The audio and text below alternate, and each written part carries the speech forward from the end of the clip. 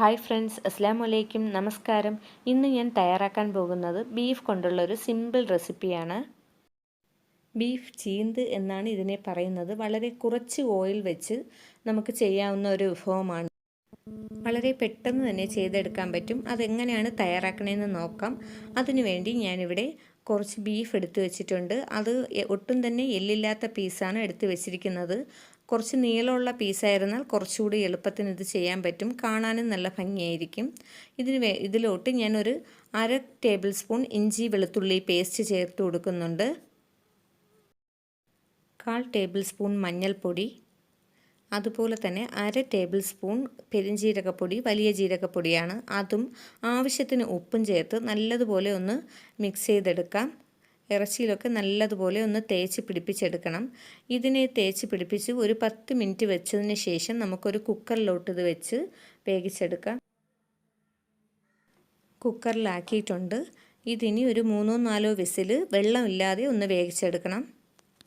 അതുപോലെ ഞാൻ വേവിച്ചെടുത്തതാണിത്. ഇതിനെ ഒരു ചെറിയ പീസുകളാക്കി നിങ്ങൾക്ക് നീളത്തിന് എടുക്കാൻ പറ്റുമെങ്കിൽ അത് കുറേ കൂടെ ഇത് വെച്ച് വരുമ്പോൾ നല്ല ഭംഗിയായിരിക്കും.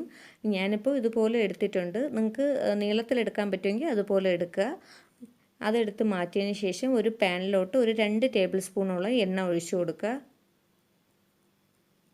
അതിലോട്ട് കുറച്ച് വെളുത്തുള്ളി നീളത്തിനരിഞ്ഞത്, അതുപോലെ തന്നെ കുറച്ച് ഇഞ്ചിയും കൂടെ ചേർത്ത് കൊടുക്കാം. ഇത് രണ്ടും ഒന്ന് ചെറുതായിട്ടൊന്ന് ചൂടാവുന്ന സമയത്ത്, നല്ലതുപോലെ മുരിയേണ്ട ആവശ്യമില്ല, നല്ലതുപോലെ ഒന്ന് ചൂടായാൽ മതിയാകും. ഒന്ന് ചൂടായതിന് ശേഷം നമുക്ക് ഇതിലോട്ട് എടുത്തു വെച്ചിരിക്കുന്ന ബീഫ് അതിലോട്ട് ചേർത്ത് കൊടുക്കാം.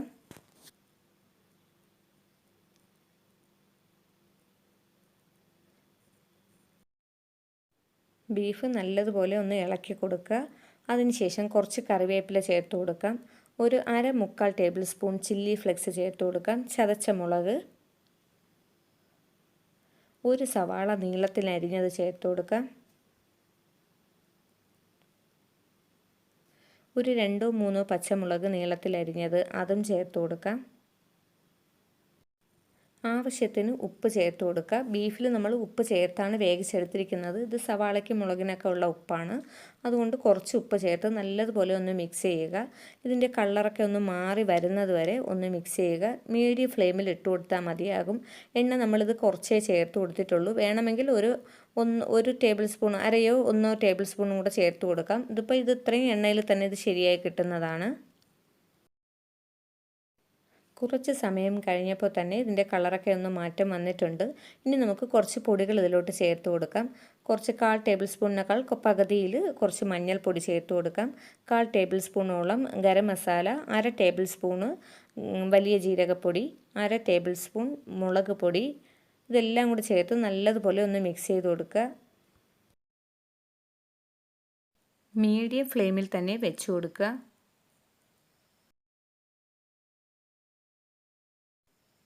നമ്മുടെ ബീഫ് ചീന്ത് ഏതാണ്ട് തയ്യാറായിട്ടുണ്ട്.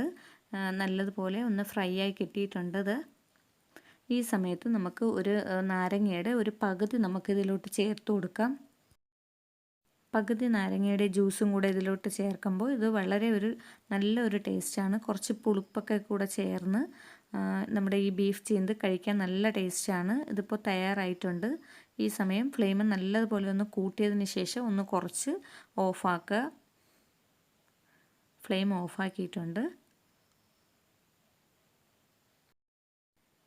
ഇന്ന് വളരെ സിമ്പിളായിട്ടുള്ളൊരു ബീഫിൻ്റെ റെസിപ്പിയാണിത്. എല്ലാവരും ഒന്ന് ട്രൈ ചെയ്ത് നോക്കുക.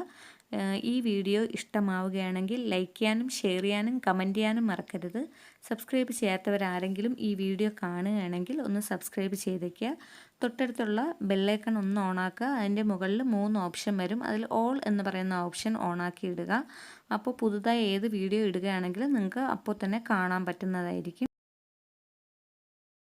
മറ്റൊരു വീഡിയോയുമായി വീണ്ടും കാണാം.